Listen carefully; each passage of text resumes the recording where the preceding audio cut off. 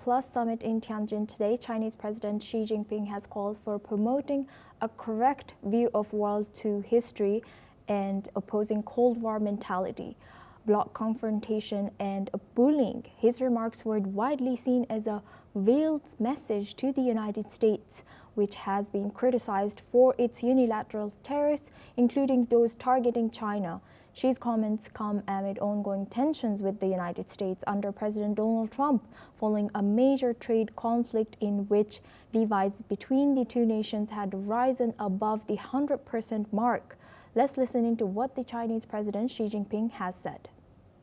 80年后，和平发展合作共赢的时代潮流没有变，但冷战思维、霸权主义、保护主义阴霾不散，新威胁、新挑战有增无减，世界进入新的动荡变革期，全球治理走到新的十字路口。 Now I would like to go back to our guest discussion. First, I would like to go to Eric for this discussion. Eric, how do you assess what Xi Jinping has said in his remarks towards the U.S.? What do you think? Look, no one is claiming that this is a Bretton Woods moment. I mean, the genius of Franklin D. Roosevelt in establishing the United Nations and the Bretton Woods institutions in 1944, 1945 is unparalleled. It was a fantastic development for the world. However, it reflected the world in 1945. We are in a completely different world now. And what we see now is the birth of a new world order. It will be multipolar. The United States will remain a major power economically and politically, and in particular military, in this new world order. But China will be on the par with the United States, and Europe, India, but also middle powers like Indonesia, Brazil, Turkey, South Africa, and others will play a key role in this new world. And what is most demanded here are rules.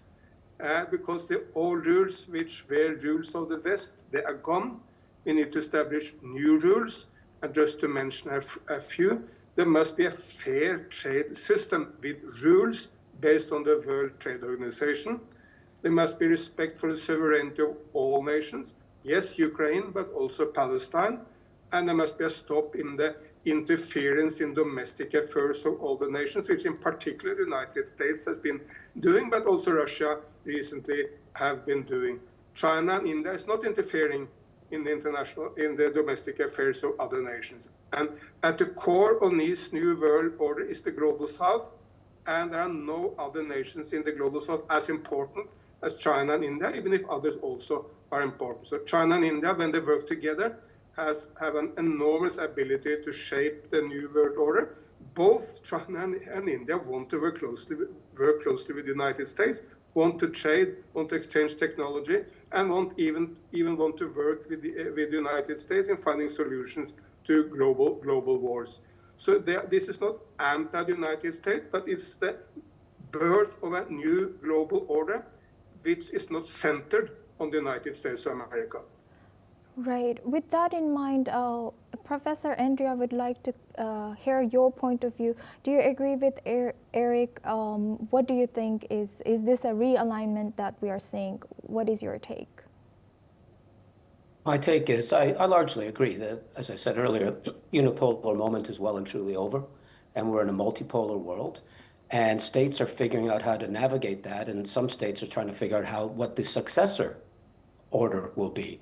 Donald Trump's vision is a hub and spoke vision, which is not going to work. The United States at the center of the universe, everybody else in bilateral relations doing what Donald Trump and the United States wants. That's not going to work. A Sino-centric world order reflecting China's interests and values, that's not going to work either, because it's going to get a lot of pushback from India, if nobody else, and certainly going to get some pushback from the United States. As I said, the old order is dead. The new order is not yet born. We're in a time of flux, of change, what Gramsci called a time of monsters. All he meant by that was hybrids.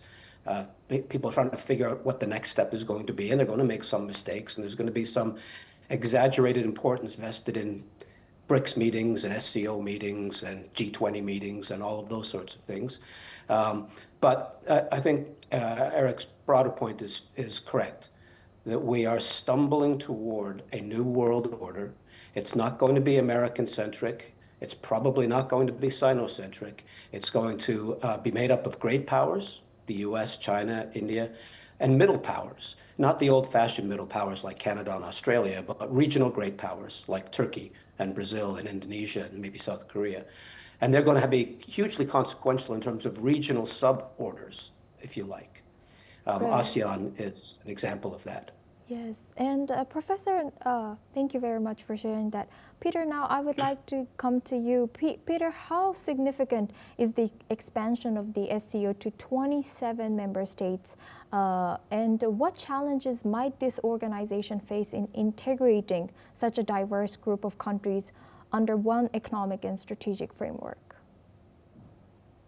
Well, I think it's, probably headed in that direction, but I also agree with your previous guest, who basically alluded to the fact that it's not going to be a centric one nation. And I think that that's probably going to be the case. And in fact,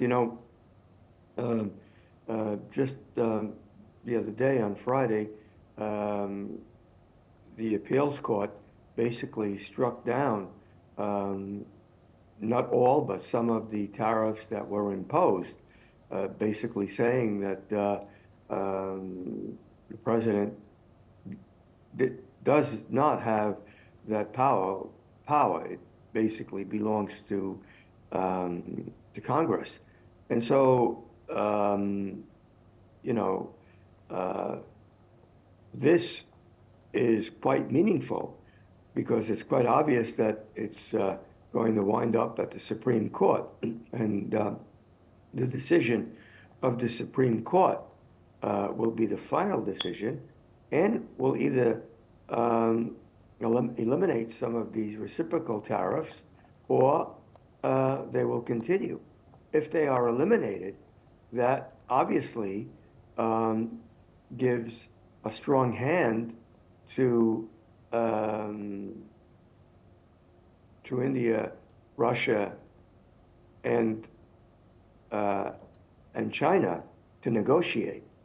And so I think it goes back to the fact that eventually there will be some sort of a new order that will bring forth what might be considered a trade fair practice.